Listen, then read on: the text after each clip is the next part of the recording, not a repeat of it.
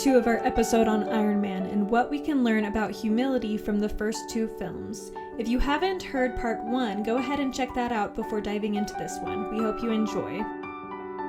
So then this fundraiser is also a big deal because it's when Tony finds out the truth about what Obadiah is doing, at least starts to. So first of all, this reporter that he had his liaison with at the beginning comes up to him and is like, I thought you had changed, like, this is not what you said you were going to do. And she shows him this report about an attack that was made with Stark Industries weapons.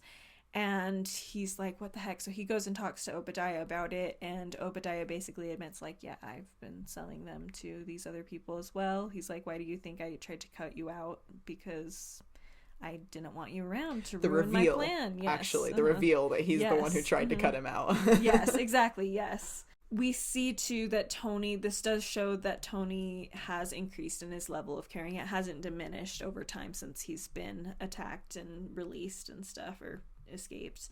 And so after that he starts to watch the news about it and really cares about what's happening, and then he takes action to try to fix it, which just shows a lot about him. He's paying attention now, finally, and he's still paying attention even though it's been months since he was able to get away from all of that. There are some quotes from Tony that I really, really like kind of during this whole discovery process that I think are very telling about kind of where he's at. So when he's talking to the reporter, when the reporter kind of like reveals what's going on to him, she accuses the company as a whole, but also him personally, right? Like kind of what you were saying, you know, like you said you changed and you're not doing what you're supposed to be doing. He tells her, I'm not my company. But then he goes to Obadiah and talks to him, and, you know, he's like, if we're double dealing, are we? And he accepts responsibility for the company as a whole to people later on. And I was kind of trying to play with this in my head. And I think that he does a really impressive job of accepting accountability. You know, he's like, I'm over my company and I have the power to change things. And so I need to make things better. But then also I like the fact that he kind of defends himself to the reporter, saying, I'm not my company. He's like, I'll accept accountability and I'll like fix what needs to be fixed, but I didn't make these decisions. Something else is going on. That is not who I am. And so with who I am, I'm going to change this. And it's this kind of like, he doesn't accept responsibility, but he accepts like overall accountability. And I thought that was a really impressive moment for him. But then he also, I wouldn't have thought about this until our discussion about kind of the individual, but he leaves Pepper behind at this moment. Yeah. And it's still kind of this moment where he gets distracted by this overall company-wide, like, people in danger on the other side of the world, and leaves behind Pepper. Yeah. Yes. It's just that he's, like you've said, he has a very grandiose mindset, and we're still not over that. Like he's trying to do something important. In his own worlds about things. Yeah. He's trying to do something important, but he hurts somebody else in the process. And I love that you pointed out that Pepper's not a damsel about it, because she doesn't, like, she acts like nothing even happened until he brings up their relationship, and then she's like, bro. Yeah. So yeah, he handles it poorly and she handles it well. Yes, for sure. I think it's interesting, just building off of that, I'm not my company, but I'll take responsibility. I think it is actually a very interesting transitional phrase that he uses in, I believe it's that same talk by Ezra Taft Benson. He says, pride is concerned with who is right, humility is concerned with what is right. And I think in that moment there is a bit, like, he still has this bit of like, I'm right in him, and I think that lasts a long time, even beyond, like, once he does start paying attention to other people and stuff. I think there is a part of him that's always like, I'm right. You see that, I mean, all the way in Civil War. Like, that's the whole thing, is that he's like, I'm right about this. I'm not really going to listen to other people's arguments. And he still struggles a lot with that. I think that's where most of his pride comes from, is this sense of like, I'm in the right, I'm doing what I should do. Because he follows his heart so strongly that he's like, no, this has to be right.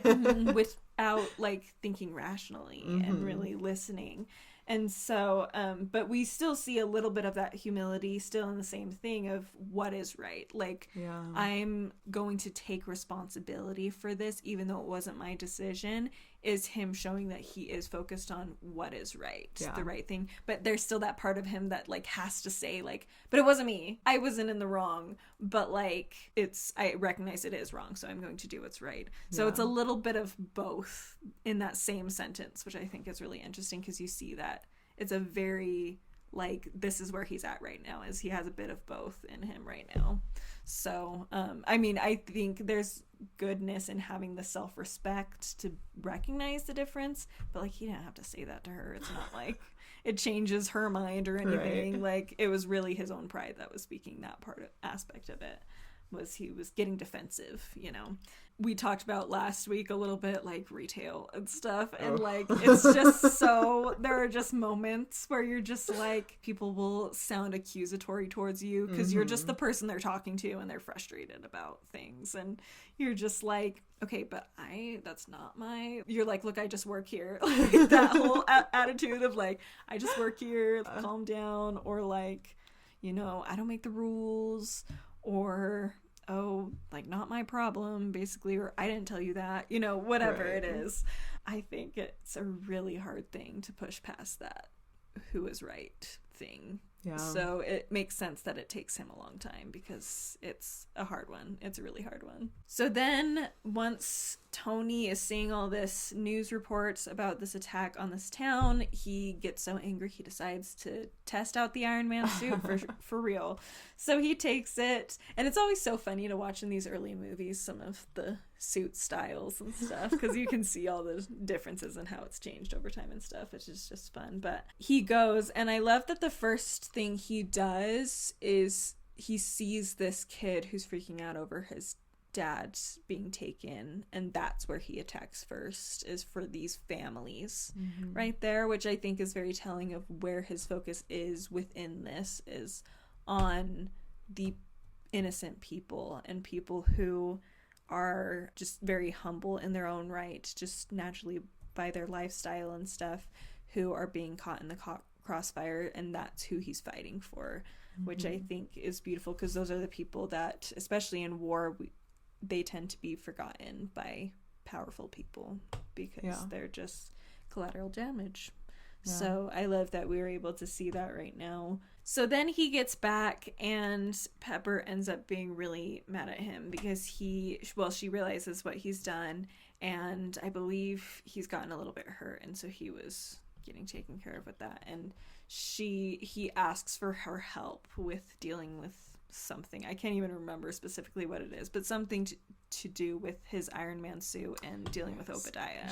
He asks her to go extract data from a computer. That's right, yes. And she's just worried about him. She's like, I'm not helping you kill yourself, basically. I'm not helping you to get into trouble like this, which shows mostly just comes from a place of caring and being concerned about him. But she even says, you're crazy, and his response is, I'm not crazy, Pepper, I just finally know what I have to do, which shows again that sense of humility of like, he knows that there's good he can do and he needs to do, and he's just gonna do it, like we've talked about a lot. Like, he doesn't really think about it too much, which is good in some ways and bad in others. Yes. But it is good in terms of aligning your will with God's. Yes, it is.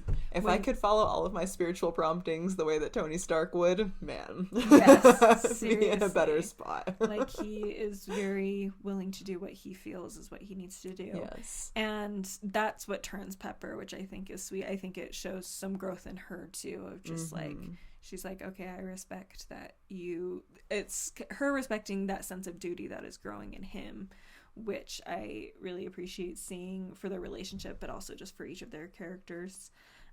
So really, I don't have a lot. Neither of us really have a lot of thoughts post that. At that point, we have Pepper. She goes to extract the information. She almost gets caught. But Obadiah does know what she's doing, so he goes and attacks Tony. and steals from him, and then steals the reactor specifically out of his chest. And that's when we have Dummy saving him his life. Yes. And so all of this comes together, but he also knows that Obadiah is going to go after Pepper. We also meet Agent Coulson, which is just very exciting. Shields. We have them fighting it out, battling it out. Obadiah creates this extra large, beefy Iron Man suit that they fight in. We have the big, of course, dramatic Marvel fight scene that we've got to have, all the explosions and little things. And of course, they come out on top. And so at the end, people are asking questions, and they decide to hold a press conference. Beforehand, this is when we get to officially hear Shields called Shields. Yes. We get introduced there. Agent Coulson has helped with a lot of this ending fight scene, so he's trusted more by them, and he's working with them to kind of decrease the collateral damage as far as like publicity and stuff goes. And this is when Tony and Pepper have kind of a second real talk about their relationship a little bit, and Tony doesn't do very well. Yeah, it's kind of an interesting one because he like goes in all confident. He's like flirting with her and kind of doing their like banter and stuff, you know, but then she calls him out on leaving at the party. You know, he like references the party somehow, and she goes, "Oh, the one where you went downstairs for a drink and then never came back." And kind of calls him out on leaving. It's this really cute, sad, but I think important moment for Tony where he starts to falter. She calls him out, and his whole attitude changes. He's like stumbling, and he doesn't really know what to say, and it's this moment where he realizes that he messed up, but he doesn't apologize. Tony Stark doesn't apologize. No. And he'll actually reference that later in the second movie. He is trying to say something to her, and she's like, "Was that an apology?" And he goes, "That goes without saying, and I'm working on that." But then like continues on to something else, and you're like, "Oh, just..." So he's like, he's not there yet. Even, you know, he's not even to the point of acknowledging that he's not there yet. And so he can't apologize. So he can't express his feelings for her. He's just kind of like stuck, and you can see that in his attitude. And so I think that, you know, those are the kind of moments where we have to reflect and be like, that didn't go the way I wanted it to. Why not? And that's when we have to really humble ourselves and say, if I want to be close to this person, this is what I'm gonna have to do. And it's also, he's forced to acknowledge, like, oh, in trying to save the world, I like made this woman who's incredibly important to me upset and just ruined this moment right now. So I think it's this like really small but important moment in him realizing some of these smaller areas where he needs to make these adjustments in his humility levels. Yeah, I agree. So then we do get into the press conference, and this is the final scene, and everybody's asking him question about the Iron Man, and they just said that it's just a special bodyguard that they created for him. And one of the reporters, actually the same reporter that's been showing up throughout, starts asking him questions like, "You really expect us to believe that?" All that. And Tony's like, "What, you think like I'm a superhero or something?" Like, he's so cocky about it. And she's like, "I did not say that." Yeah, that's not what I said. And he's like, "Oh, well, you could have," basically. And finally, he's like supposed to read the cards. They're trying to temper. It's the PR situation they're trying to deal with. And he's reading the cards, and he's like, "I guess I just have to say, I am Iron Man." Like, he just cannot not have this. He can't not have this attention on him. Like, he's like, "No, I am a superhero, so I'm going to tell you." And so we see that he still has that pride in him, that arrogance in him that he hasn't quite fully shaken yet. He's done a lot to combat it, but it's still there, very strong. Like, I just always think of in Avengers, the first one, when Steve Rogers is like, "I've seen the footage. I know you really only pretty much do it for yourself." And in a lot of ways he does. Like, in a lot of ways it is about his, like, he doesn't care what other people think, but he does want people to love him. Yeah. Like, and if there's opportunities for people to love him, he's gonna take it. Like, he doesn't necessarily need everybody to love him, but he wants to be known, and he wants to be cheered on and praised for what he's doing by at least a good amount of people. Right. In some ways, he likes to have a lot of people praise him, and he likes to have some people hate him because it's fun for him. Right. So we see that a lot in the end of this. Is a lot of it is still about him, and then we see it in the very beginning of the second one. Ooh, hardcore in Yes. his beginning speech. Oh gosh, Yes. it's very painful. Yes, very cringy. Especially watching them Like, back to back. yeah, When you watch them you're back to like, back, you're like, Tony. huh? What Did we in just the heck? I backtrack a know, whole movie? Seriously. Oh my But god. time has passed. He's gotten a lot of praise for being Iron Man because he said it. And so he's back in a similar place. He still is more aware of the Yes. world and his trying to do role good. in it. He's trying to do good, but a lot of it is about him. And despite what he says at the beginning. So I do want to start off, when I was studying humility for this discussion, I found a scripture that I was like, wow, this is so Tony, especially at the beginning of the second one. Okay. The scripture is in the Old Testament, and it is Ecclesiastes 4:13, and it says, "Better is a poor and a wise child than an old and foolish king who will no more be admonished." And I think, especially, I mean, throughout the second movie, that's very much Tony. He's a king of an empire that is not willing to be admonished by anybody. Oh yeah. He is very much not willing to be admonished. And that is where a lot of his pride, especially in the second one, comes from, is he's not willing to listen to, he has to be right. It's about him being right. So yeah, he comes in, it's this big expo, is what the Stark Expo is what he started up with, it, which was his father's dream. Like, he really wanted to have this be a thing. And so Tony's doing good in doing that. He's bringing people around the world together. It's basically kind of like the World Fair, a little bit kind of vibe, where people are bringing their inventions from all over the world. And he talks about how it's been the longest period of peace ever, and it's not because of me, it's not about me. He even says, like, not about me, but clearly he's not meaning that it's not about him. Yes. And so we're seeing right off the bat, like, he still wants that attention. He still craves that love from everybody. I would argue, Yes. one thing that another variable that comes into play in this movie is his blood toxicity. He's fighting a losing battle right now. You know, he's slowly dying, and he knows it, and he's not telling anybody else. So it's a really big burden that he's carrying on his own, trying to figure out the science to save himself here. And at first I was so frustrated. I was like, how are you like an even bigger jerk right now than at the beginning of the first movie? How is this happening? And Pepper calls him out, and she's like, this expo is your ego gone crazy. And she like calls him on it. But then they're at the Grand Prix, and he's like, you know, things are like going too smoothly for his liking, I guess. And he needs to stir the pot.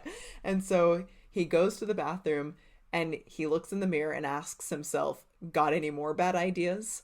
And it kind of like changed my whole perspective of what he was doing. Because it's, I mean, and maybe you have another thought on this, and I would love to hear a different perspective or idea. But I was like, okay, I can almost read this as like a desperate man's like last grab at something, you know, a grab at attention. I mean, sure, like his instinct is to grab at attention.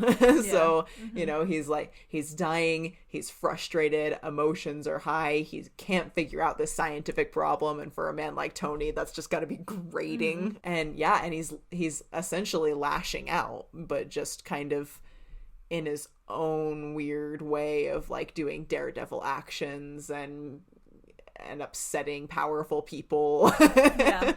And so it's kind of, it doesn't justify anything, but it is maybe a bit of an explanation as to why he would have such a drastic character issue here at the beginning of this movie. Yeah, I do agree that he's coming from an understandable place. I just think it's interesting. It's almost like he's like, I'm trying to find pleasures and things that are temporary. And I compare it to even in the first Avengers movie when he's about to die, his first instinct is to call Pepper.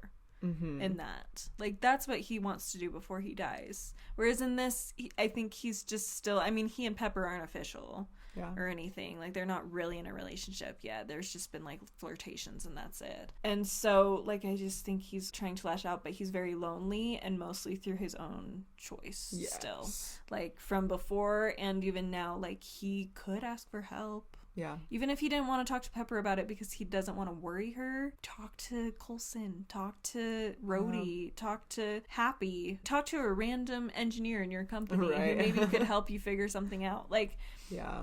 And eventually he's compelled to ask Rhodey for help, but it takes him, you know, absolutely needing it. And a lot of that, I think, does come from his pride still. Yes. Beating on him and keeping him from really letting other people have relationships with him. He's just refusing to even let those relationships really exist because he knows what he's doing, because he's right and he's going to be the one to fix it, which he is, but he still gets help from his dad. So it's still not even him in the end. His dad and Jarvis is always there. Jarvis is there.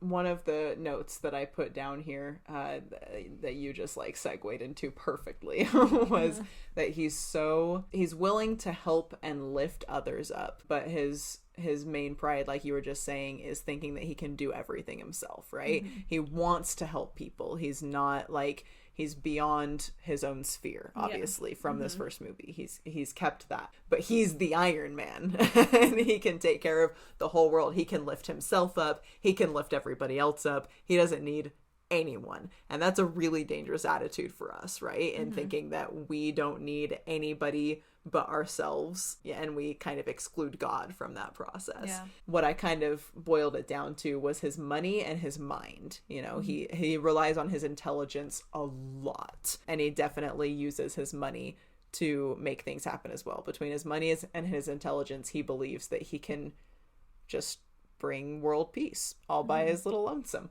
And he has to overcome that and let other people in. And it's kind of a loose connection, but that other section of Ezra Taft Benson's talk, where he talks about wanting more than the next person rather than just wanting enough, I was kind of thinking about how he's really good about not necessarily wanting more than somebody else. Part of that is really easy for him because he like already has more than everybody else.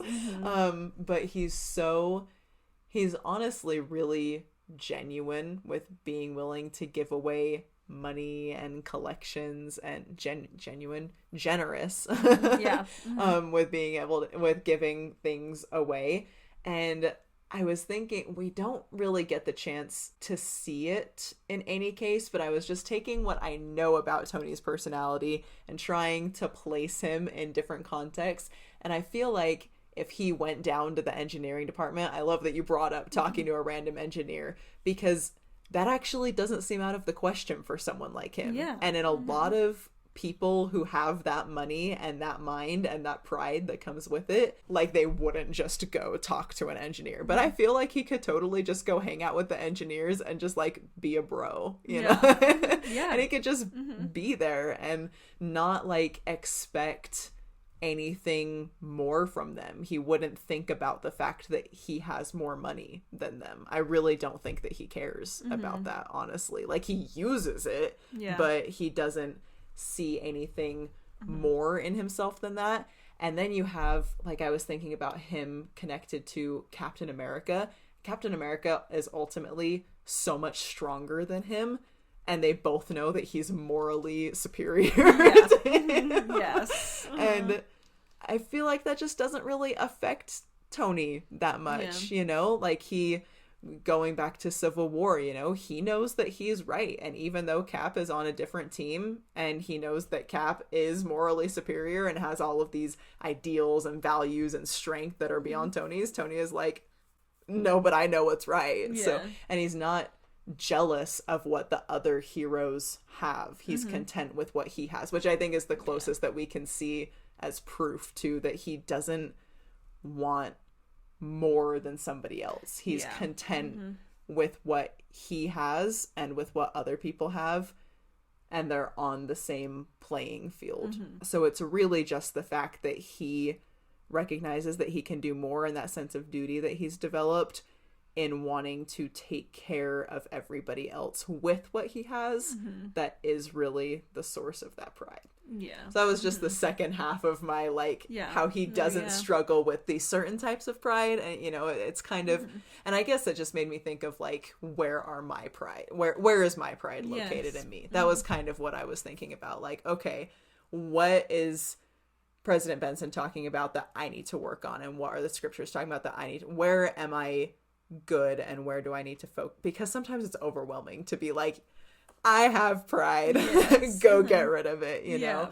And I really liked this idea of like, okay, let me pinpoint like this thing that I struggle with, and let's try to fix that. And then maybe we can look at this section of my pride and try to fix that, because there are differences to it, and there are levels. And Absolutely. So I think we're going to mostly run through a lot of the rest of the plot points, because like we said at the beginning, a lot of this second movie is rehashing a lot of the same issues. So a couple of things of note. I think obviously his relationship with Pepper grows a lot in this movie, because it like becomes more official by the end, and they kind of are in they're starting to embrace it a little bit more. But I do think it's interesting early on. So we see one of their first interactions with just them is him not really listening to her when she's trying to tell him like there's things going on, and like I need your input because you're the CEO.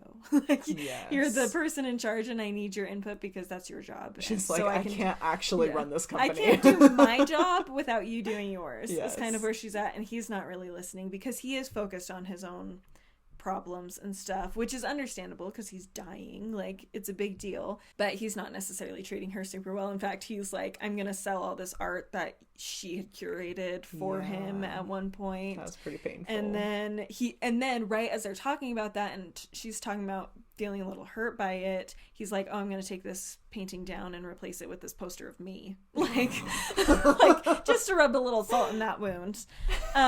So it's really upsetting to watch that he's really just not giving her the time of day. And then he ends up making her CEO, which is great, and she's excited, but it's also very much, you get the feeling it's because he doesn't want to deal with it right now. It's very selfish. Less about her and more about him and his needs, and his like, I don't want to deal with this, so I'll just make you CEO. And it's not really thinking about, and I think the rest of the movie of what we see with Pepper is she's overwhelmed by this. She's been put in a position just off the cuff, right in the middle of when Tony's starting to be chaotic and make the company look bad, and then she has to deal with it.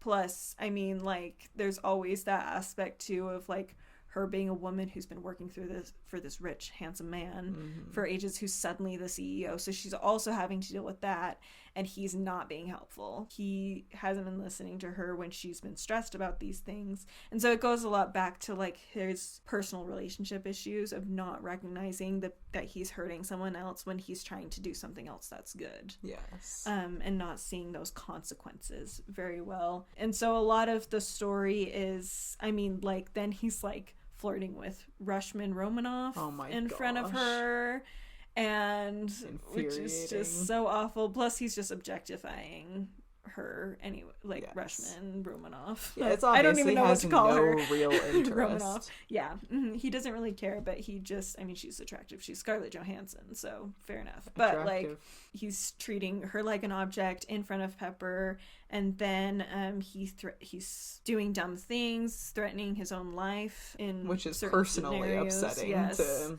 Pepper, which a lot on top of people, everything else, and to Rhodey as well. And so it's in this situation where, because he's not telling everybody what is going on, he's hurting them more. Yeah, because he's doing all this crazy stuff that from our perspective we understand because he's dying and he's scared.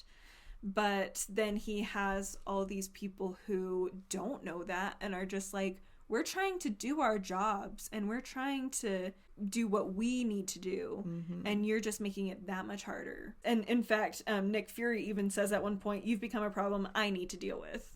And that's kind of how they're all feeling right now, is you're a problem we have to deal with, but you're not helping us help you. Yeah. Like, and so it's a very frustrating, and a lot of it comes from his focus on himself, again, which is understandable in this particular situation. Yeah.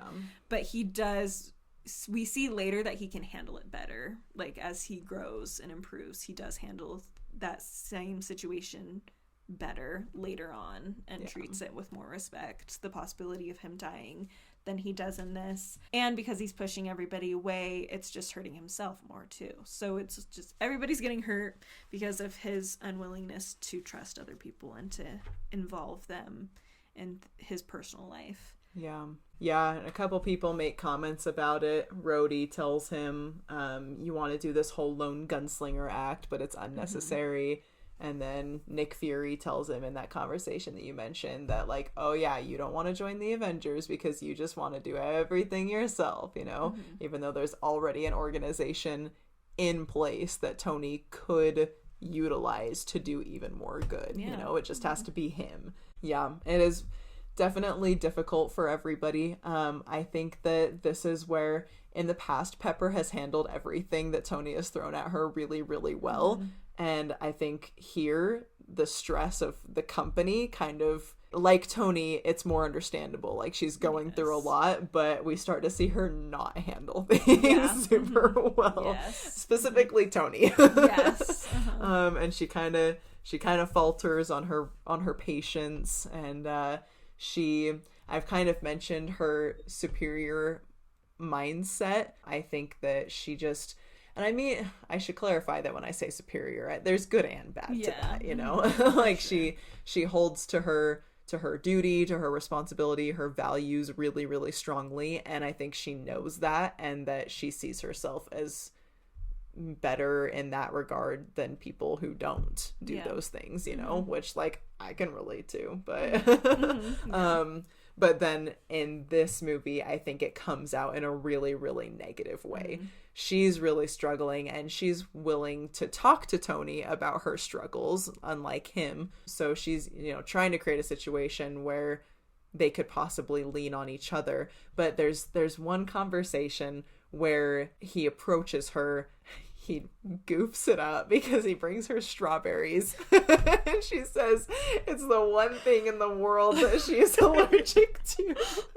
This doofus has no idea anything about her, which I can't even imagine. When I have feelings for a person, man, you can bet I know every and especially tiny when you're little already thing. mad at them, and then they're like trying to make it up to you, and they bring you what you're allergic to, and you're like, and they went out of their way to get these strawberries.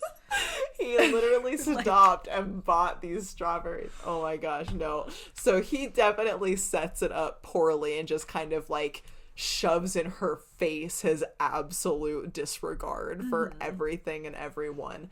However, it is the first time he's trying to open up to her, you know? And if all of us, if we could be at our like top-notch patience level at all times, we could notice better when people are trying to do things like that, you know? If she had really been paying attention to him and had maybe a more pure desire to actually understand him and what was going on with him, she could have recognized, like, he's coming to me looking distraught and he has no facade of everything's cool and I've got this. Like, he is just trying to talk. He's struggling. He's taking a long time to get his words out and bumbling, and, you know, and that's when he has the quote of, like, you know, trying to apologize. I'm working on apologizing, but I'm not there yet. And he's talking and talking, and she finally gets tired of it and snaps at him and shuts him out. And it's just, and then she has several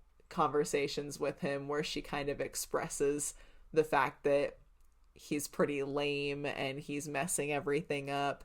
And I don't know, I guess it made me think that when she was below him, she kind of kept to that station, and now that she's CEO, that inhibition is gone, and it's almost like her morally superior mindset has transformed into like a station superior mind. Like she's adopted this station and kind of becomes superior to everybody else and doesn't have time for anybody else's problems. She's just worried about her own, and like Tony forgets that individual level and basis. So yeah, I think just hearing that being said, I think she honestly is struggling with the exact same kind of pride, actually. Like, there is superiority, but I think a lot of it comes from I'm right. Yes. Which instead of what is right. And I think in a lot of ways she honestly does just have a better moral background. Yes, for sure. It. For sure. And so, like, a lot of what she says, we're kind of like, I mean, you're right. But yes. She is coming at it still from that I'm right. Yeah. And I'm not willing to listen to you, which does cause problems. And again, I mean, you started off with the conversation. I think her situation is just as understandable as Tony's, because she not only, like, he also comes to her when she's in the middle of a phone call with someone who's being very difficult, watching the news, talking about how she just got this job because she's having sex with Tony, pretty much is what it's saying. Like, she is surrounded in that moment by this chaos that was kind of caused by Tony. Right. And then he comes to her with strawberries. And so you can understand why she's like, no, I am not doing this. I cannot sit here listening to you bumble. We all do. I think it's a very realistic portrayal in a lot of ways. I mean, obviously the situation is very specific, but of like any couple relationship or just a relationship in general, like where one drives the other crazy and the other one is just not ready to listen when the other person is ready to talk. And it just happens, and you just have to train yourself to be ready at the same time a little bit more, or recognize when the other person is ready and be willing to make yourself ready. Just set aside that pride and say like, this sucks and it hurts and I don't want to, but I'm just gonna take this and put it over here and humble myself and listen. Be like Kristoff. Yes. Bring it back to Kristoff. What do you need? That's what that version is saying. What do you need? We'll talk about all my issues with you later because they are perfectly valid. Yes. Like Tony, there are problems. All of her stress right now is caused by Tony. Like, it is not like he does. It's not like it was separate from him, or like he didn't mean to or anything. Like, no. He deserves some wrath. Caused some serious issues, and I would be pissed at him too. But yes, there is still that, like, what is right now. Yeah. Not who is right. That needs to be learned there. And they're both struggling with that. They are. So I think that's pretty much good. We see, obviously, he finally does invite other people's help, starting with his dad's help.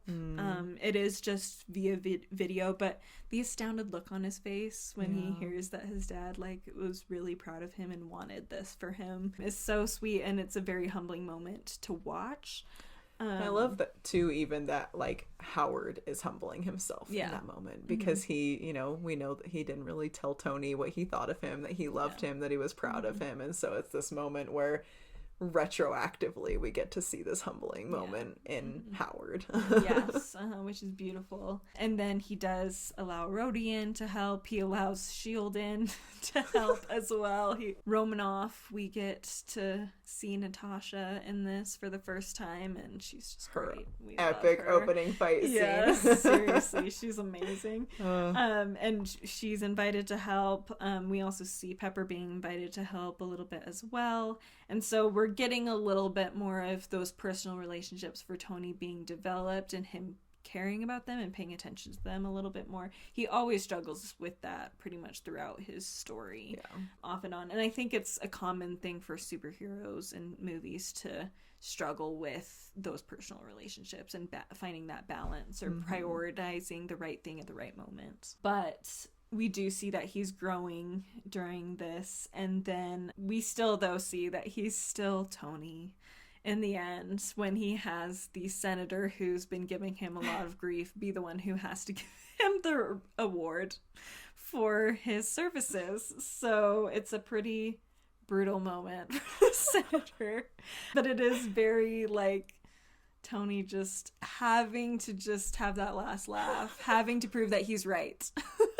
Technically, we don't see him specifically request it. He just tells Nick Fury that he, like, has this award ceremony, Technically. And Nick Fury's like, we'll see what we can do about that. Yeah. But also the way Tony says it. I mean, yeah, Tony says it is very like, I do need a presenter. Yeah, we can imagine that he's very pleased with how it turned out. Yes. So, yes, we can say that. Although I will say, one last thing I will say before we continue with this that I think is important in his arc is that other people recognize that he's not ready to be a superhero because his humility is not where it should be.